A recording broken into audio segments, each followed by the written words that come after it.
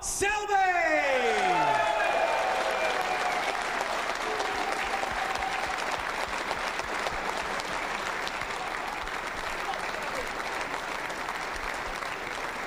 And his opponent tonight, ladies and gents, one of the most explosive players the competition has seen in years. Will you give it up for the one, the only, the dynamite man, that's Mr. Darren Appleton.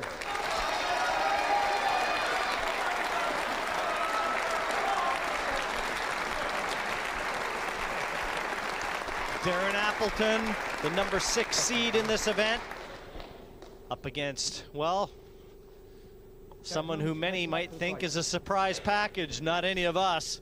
As a matter of fact, we make Mark Selby slight favorite in this one. It's a race to 11, best of 21, the men's final, and the lag to see who will break in the opening frame. Lag is won by Darren Appleton. Darren Appleton will kick things off here. And to my right, the head of the English Pool Referees Association, Mr. Sean Baker. And Sean, I think you, like I, just tip Mark Selby slightly here, don't we? Yeah, I think from what we've seen this week and at these championships, I think Mark Selby's the man who's going to lift the title tonight. It's going to be close.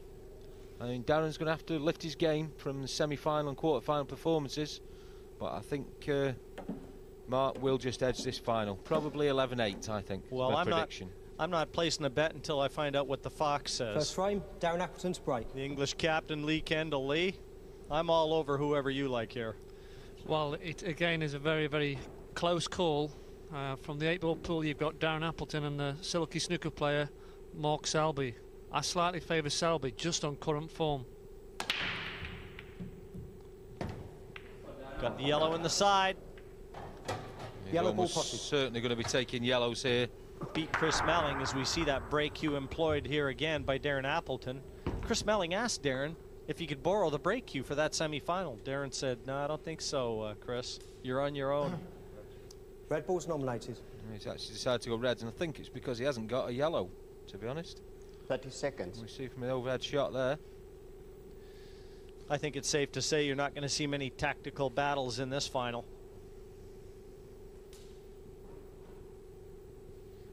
And I think it's also safe to say Darren knows he's got to raise his game. Red ball's in play. If he's going to compete with the way that Mark Selby has played. That's a good first shot from Darren there. He's just split the two reds on the right-hand side. So there's a great opportunity here for Darren to take the first frame, settle himself down. He looks very composed around the table.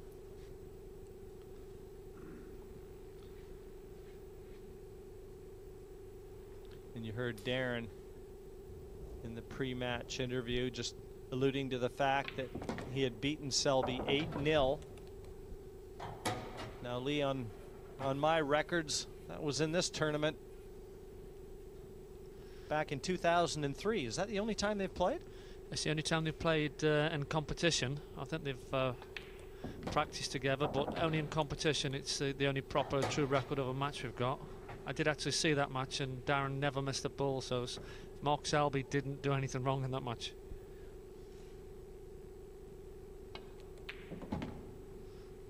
Now the 8-ball on the bottom right-hand corner looks like it passes a yellow, so it's just a matter of Darren just negotiating the cue ball around these 3 reds for a simple 8-ball. And this is just the start Darren will have wanted in this match. So just to settle any nerves he may have. He's certainly a man with nerves of steel. I don't think you'll see too many mistakes from these guys tonight. Certainly the way Mark Selby played, Lee, in his semi-final against Chris Mellon. He was hardly a cue out of place, if you like. Well, Mark Selby played excellent, and Darren will know he needs to raise his game. But he doesn't need to raise his standard because, you know, he's rolled that one, he thinks it's rolled off. But that is careless, he should have hit it a bit harder. He's upset about the table, but he's left it to the mercy of the table. I mean, it certainly looked like it turned. Time running. Looked like it just turned up a bit. Might even have got a kick. Well, we've had a few where the ball's rolled off, so I don't know if this table is 100% level, but I don't think any players complained about the level of it, but we have noticed a few times the balls have run off. Well, we certainly have the benefit of a slow motion replay that the players don't, and we have seen a couple balls turn. Now, Mark will probably attack here, but he could quite easily just roll the yellow over the bottom right, played the snooker, and got the 8-ball pocket there. Because he has got a yellow tied up on the left-hand side rail, but it isn't really what Mark Selby tends to do. He likes to try and take finishes out. But going for the finish does give Darren a chance.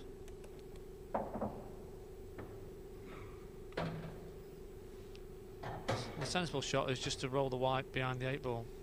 Obviously he's got to play the yellow ball first.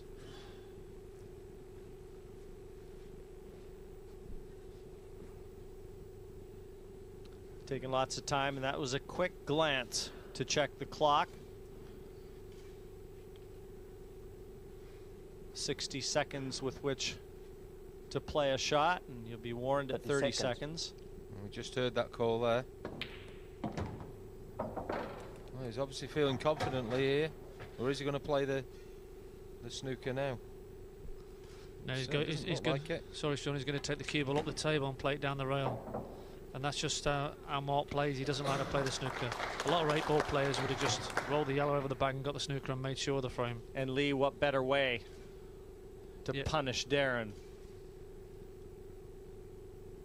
than converting this to a victory right away? Oh! And he missed it by a long way. If you notice when he played the yellow down the rail, it's hit halfway down the rail. Straight into the cushion there and coming away.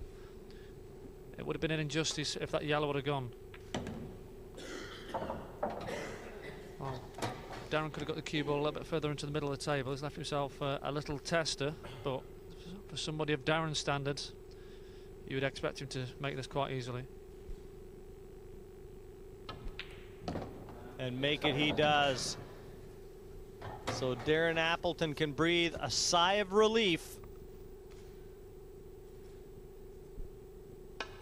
in parking that 8-ball. The memory of that bad red gone. Appleton 1-0 over Selby in the final.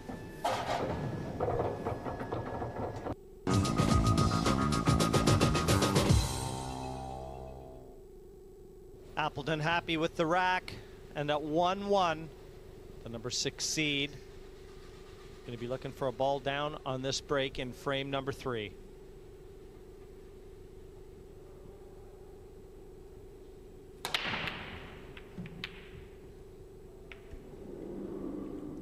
And just like Mark Selby, he comes up dry.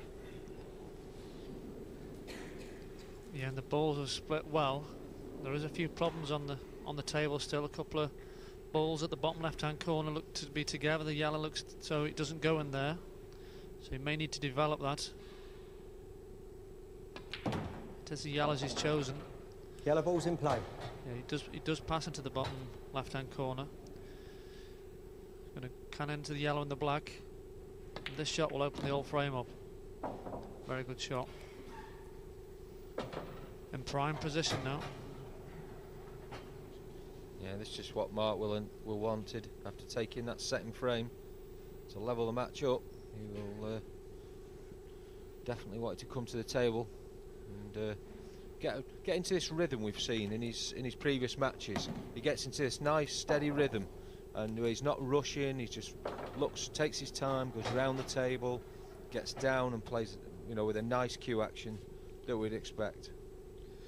Yeah, the difference between the two players, whereas Mark's a bit silky and in the balls he looks really smooth, Darren's more brute force. He goes at the finish and he's straight at it, like a boxer, punches them all in. But where Mark's just really, really silky. Time out. And Mark has won 8 matches en route to this final. Some kind of performance, unseeded. And in fact, twice as many as Darren's had to win to make his way to the final. Yeah, and he's had this cue ball on a string in every match. We've talked about that, haven't we? Nobody has controlled that cue ball better than Mark Selby. And that's why we probably put him slight favourite for the match.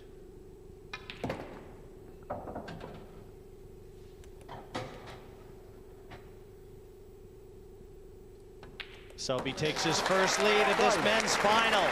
2-1 over Darren Appleton. He swiped the break, and it'll be Selby to break in frame number 4. Facing a 3-1 deficit, Appleton comes to the table to break in frame number 5. And he's got to start making something happen. Open table. Good rack, bad rack, doesn't seem to matter. Darren can't buy a ball off the break. I don't think there's been a ball made off the break in this match so far. Now looking at the table that Mark's faced with, he's got a red and a yellow which is tied up on the right hand side. He's elected the yellows. I mean, there's probably just enough room for the cue ball to go past that and cut the yellow down the rail, so there is an opportunity for a finish.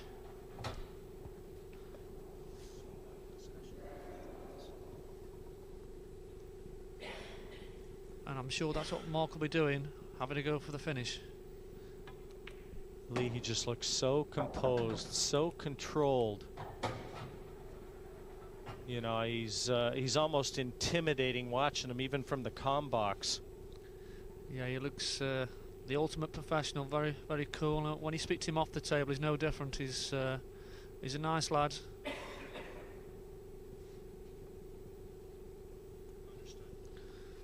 So he's got a nice angle on this yellow.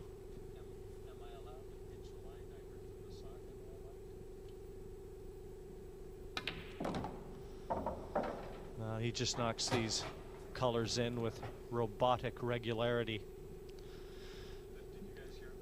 What he's doing now is looking at taking this one bottom left to leave himself an angle on the one that's on the bottom rail to go in and disturb. I think he should be okay because there's a yellow that goes into the left-hand middle from the look of the table there, Lee. Yeah, he's overcut that one, but he's fine. Now this is a tricky little shot. He'll want to play the yellow into the bottom right-hand corner and bring the cue ball up and probably just rest on the red above the yellow.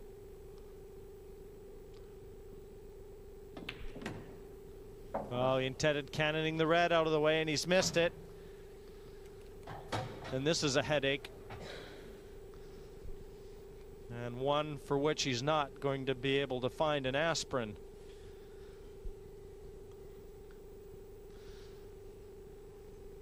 But he managed to clear the headache in the last frame, so Darren will be ultra cautious to make sure that he doesn't leave him a possibility of a finish when he gets to the table, because there's no chance of Mark clearing up on this finish.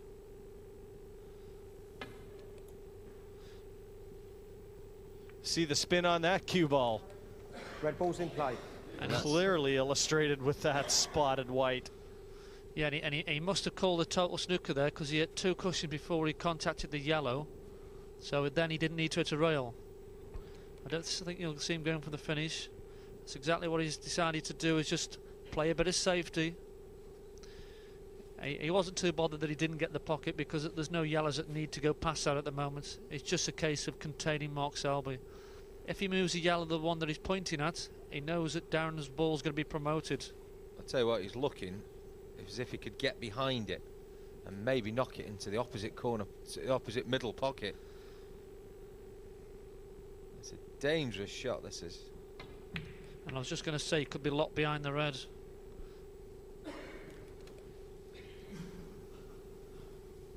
Delighted that yellow never went in. Yeah, I don't think he could have stopped that as well, Jim. I think the cue ball was always going to be locked to that rail.